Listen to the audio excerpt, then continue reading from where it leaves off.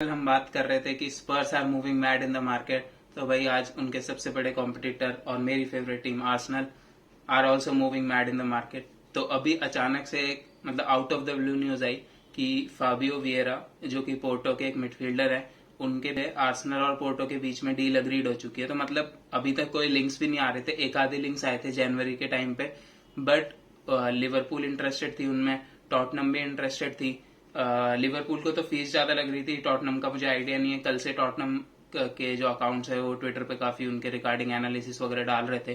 तो आज अचानक से ट्विटर खोला और देखा कि भाई फाबियो वेरा की डील कंप्लीट हो चुकी है। जो प्राइस अभी बताया जा रहा है वो कहा जा रहा है 29 मिलियन पाउंड्स के आसपास है उनकी प्राइस। तो कोई ऐसे बहुत हाई प्राइस भी नहीं है, और जो मतलब डील ना बहुत जल्दी कंप्लीट भी हो सकती है। बताया जा रहा है कि वो आज ही लंदन भी आ रहे हैं फॉर हिज मेडिकल, और जैसी मेडिकल और कॉन्ट्रैक्ट साइन हो जाएगा तो Arsenal will announce the deal. तो 5 साल की डील होगी, 5 साल का कॉन्ट्रैक्ट साइन करेंगे वो। तो देखना रहेगा कि वो किस पोजीशन में खेलते हैं, बिकॉज पोर्टो में उनका ये सीजन तो बहुत बढ़िया गया है। उन्होंने 7 गोल और 14 असिस्ट दिए थे। उन्होंने मैच भी उतने नहीं खेले थे, 22 ही साल के, अभी काफी यंग है, लेफ्ट फुटेड है, और अटैकिंग मिडफील्ड और मतलब विंग्स पे भी कभी कभार खेल लेते हैं, और सेंट्रल मिडफील्ड में भी खेल लेते हैं। तो देखना रहेगा आर्टेटा उन्हें कौन सी पोजीशन में यूज करते हैं, बिकॉज अटैकिंग मिडफील्ड में तो हमारे पास ऑलरेडी ओडेगार्ड और ईएसआर दोनों हैं। तो हो सकता है उन्हें लेफ्ट एट के लिए यूज किया जाए। मतलब स्टैट्स जो मैंने उन्हें कभी खेलते हुए तो नहीं देखा है इससे पहले, तो मैं फालतू कुछ बता नहीं पाऊंगा उस पर। और उनके स्टैट्स तो बहुत ही तगड़े हैं लास्ट सीजन के, उससे पहले तो वो उतना खेले भी नहीं थे। तो देखना रहेगा कि आर्सेनल कैसे यूज करती है उन्हें, और अगर लेफ्ट एट पे आर्सेनल उन्हें यूज करेगी तो टीलमंस वाली डील का क्या होता है। बिकॉज अभी जो टीलमंस से रिलेटेड रिपोर्ट्स आ रही हैं उसमें ये बताया जा रहा है कि टीलमंस और आर्सेनल के बीच में टर्म्स अग्रीड है। Leicester are waiting for a bid from Arsenal. तो देखना रहेगा कि टीलमंस वाली डील भी आर्सेनल करती है या नहीं करती है, आर्सेनल किसी डिफरेंट प्रोफाइल ऑफ मिडफील्डर पे जाएगी। बिकॉज टीलमंस में तो आर्सेनल काफी टाइम से इंटरेस्टेड है।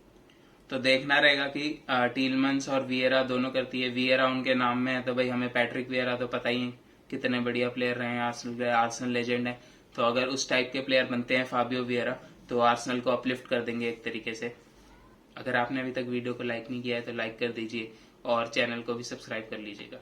अगली एक और जो कंफर्म न्यूज और होपफुल न्यूज आई वो थी आज गेब्रियल जेजूस के फॉर्म में। बताया जा रहा था कि गेब्रियल जेजूस, उनके एजेंट और उनकी फैमिली मैनचेस्टर आए थे, वो इंग्लैंड आ गए हैं वापस। और आज सिटी और आर्सेनल के बीच में बात हुई थी उनके लाइक ट्रांसफर के रिगार्डिंग।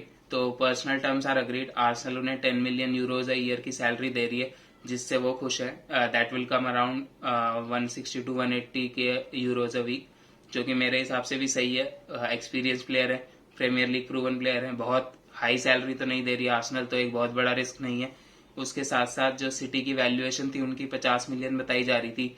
आर्सेनल ने जो पहली बिड करी थी वो तो 30 ही मिलियन की करी थी, बट अब सिटी भी शायद अपनी सिटी ने भी अपनी वैल्यूएशन कम कर ली है 40-42 मिलियन के आसपास।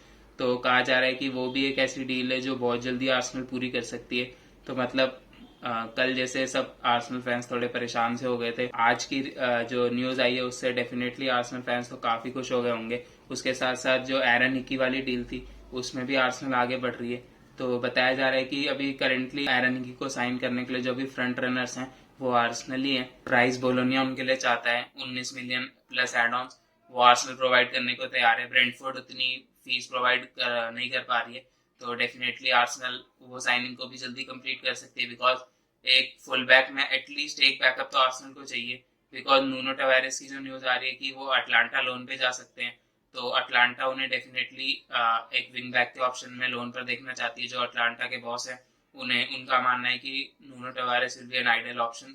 तो देखना रहेगा कि नूनो टवारेस अटलांटा अगर जाते हैं तो आर्सेनल हिकी को कितनी जल्दी साइन करती है। बिकॉज करंट सीजन में जब आर्सेनल के लेफ्ट बैक राइट बैक दोनों इंजर्ड हो गए थे तो दोनों जगह इशू था। बट स्टिल आई थिंक कि सेड्रिक से हम काम चला सकते हैं। बिकॉज हम चैंपियंस लीग में नहीं है, यूरोपा में ही है, तो हम सेड्रिक से एक सीजन और काम चला सकते हैं। बट लेफ्ट बैक पे अगर टवारेस भी चले जाते हैं, और अगर नहीं भी जाते तो भी हमें एक डिसेंट ऑप्शन चाहिए टियरनी, बिकॉज एटलीस्ट टोमियासु से तो ज्यादा इंजरी प्रोन है। तो देखना रहेगा कि आर्सेनल हिकी की डील कितनी जल्दी कर। उसके साथ साथ ओसिमन में भी आर्सेनल इंटरेस्टेड है। तो शायद आर्सेनल 2 स्ट्राइकर्स के लिए जा रही है। हो सकता है आर्सेनल गैब्रियल जेजूस को as a right wing option देखे, तो अभी कोई रिलायबल सोर्सेस से तो ओसिमन की न्यूज नहीं आई है, बिकॉज जिन सोर्सेस से न्यूज आ रही है वो वही सोर्सेस थे जिन्होंने व्लाहोविच के बाद रिगार्डिंग भी न्यूज ब्रेक करी थी। और जैसा कि हमें पता ही, अभी व्लाहोविच ने खुद आके बोला कि he was not aware of any interest in him by Arsenal. तो देखना रहेगा कि ओसिमन वाली न्यूज में कितनी सच्चाई है, बिकॉज मुझे तो नहीं लग रहा कि जो ओसिमन का आस्किंग प्राइस है 85 मिलियन पाउंड्स का, वो आर्सेनल पूरा करेगी। तो देखना रहेगा कि आर्सेनल उस डील में कहाँ तक जाती है। उसके साथ साथ रफीनिया में भी आर्सेनल इंटरेस्टेड है, स्पर्स भी इंटरेस्टेड है। स्पर्स करेंटली रिचार्लिसन और रफीनिया में से एक प्लेयर साइन करने का सोच रही है, same is with Arsenal. Raphinha एक टारगेट है उनके लिए। तो जो बताई जा रही है लीड्स की फीस वो है 55 से 60 मिलियन यूरोस। तो मेरे ख्याल से तो रफीनिया जैसे क्वालिटी के प्लेयर के लिए एक डिसेंट फीस है, बहुत हाई नहीं है बट ऐसा नहीं है कि बार्गेन है। बट स्टिल एक ऐसी डील है जो शायद आर्सेनल कंप्लीट कर लेगा। स्टिल एक ऐसी डील है जो आर्सेनल कंप्लीट कर सकते हैं अगर कोई और बड़ा क्लब जैसे बार्सिलोना जो उनमें इंटरेस्टेड थे, अगर वो नहीं आते वापस रफीनिया के लिए, तो आर्सेनल इस डील को भी मेरे ख्याल से कंप्लीट कर सकता है। उसके साथ साथ अगर हम स्पर्स पे बढ़े तो बिसुमा का मेडिकल हो चुका है आज। फब्रिसियो रोमानो ने ट्वीट किया था कि बिसुमा का मेडिकल इज सक्सेसफुली कंप्लीटेड और कॉन्ट्रैक्ट भी साइन हो गया, बस अनाउंसमेंट बाकी है। तो जो 25 मिलियन यूरोस फीस बताई जा रही थी वो एक्चुअली में 35 मिलियन पाउंड्स है विद एड ऑन्स। तो उतने भी सस्ते नहीं है जितना लोग बोल रहे थे, but still he is a quality defender. अगर उनके ऊपर वो जो केस नहीं चल रहा होता तो डेफिनेटली मैं तो काफ़ी इंटरेस्टेड होता, बट उनके ऊपर due to the court case मैं समझ सकता हूँ कि काफ़ी सारी टीम्स क्यों नहीं गई बिसुमा के लिए। उसके साथ साथ अगर हम मैनचेस्टर सिटी पे बढ़े अगर हम, तो कुकरेला में एडवांसमेंट दिखा रही है मैनचेस्टर सिटी। तो लेफ्ट बैक पे एक प्लेयर चाहिए था पेप को, तो जिनचेंको से अभी वो मेक शिफ्ट काम चला रहे थे in case of injuries. But Cucurella में काफ़ी इंटरेस्टेड है मैनचेस्टर सिटी, और बताया जा रहा है कि आने वाले वीक में बिड लॉन्च कर सकते हैं कुकरेला के लिए। जो एक्सपेक्टेड फीस बताई जा रही है वो 35 से 40 मिलियन पाउंड्स बताई जा रही है, तो बहुत ज़्यादा नहीं है, और मैनचेस्टर सिटी के लिए तो डेफिनेटली नहीं है। तो ये डील भी मैं बहुत जल्दी कंप्लीट होते हुए देख सकता हूँ, बिकॉज पर्सनल टर्म का तो कोई इशू होगा नहीं मैनचेस्टर सिटी जैसी टीम के साथ। तो देखते हैं कुकरेला वाली डील कितनी जल्दी खत्म कर पाती है मैनचेस्टर सिटी। उसके साथ साथ कैल्विन फिलिप्स वाली डील भी शायद सिटी बहुत जल्दी क्लोज कर लेगी, because Calvin Phillips is very much interested in joining City. और जो उनकी फीस तो मैनचेस्टर सिटी के लिए कभी इशू होती ही नहीं है। तो 55 मिलियन पाउंड जो फीस बताई जा रही है वो भी सिटी भर ही देगी।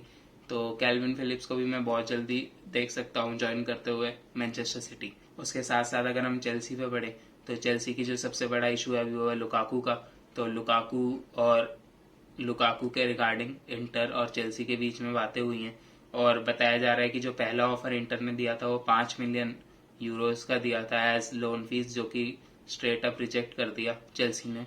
Chelsea is demanding 25 million Euros. देखते हैं कहाँ पे डील होती है इन दोनों के बीच में। डील होते हुए तो मुझे लग रही है, because Chelsea wants to offload him. तो देखते हैं किस अमाउंट पे डील होती है। उसके साथ साथ जूल्स कुंडे, जिनके रिगार्डिंग कल न्यूज आ रही थी कि he is waiting for Barcelona and he wants to join Barcelona. अब बताया जा रहा है कि terms are agreed between Jules Kounde and Chelsea for a 5-year डील, और जो उन्हें सैलरी प्रोवाइड करेगी Chelsea, it will be 2 or 3 times more than what Barcelona will be providing. Last road block बचा है वो यही है कि चेल्सी और सेविया के बीच में एक लाइक फी नेगोशिएशन का। सेविया वांट्स की चेल्सी उनका रिलीज क्लॉज पे करे, बट चेल्सी नहीं चाहती कि वो रिलीज क्लॉज पे करे, और उससे कम में वो साइन करना चाहती है उन्हें। तो देखना रहेगा जूल्स कुंडे वाली डील कब फिनिश कर पाती है चेल्सी। आज की ट्रांसफर न्यूज में इतना ही। मिलता हूँ अगली वीडियो में, तब तक के लिए take care and good bye.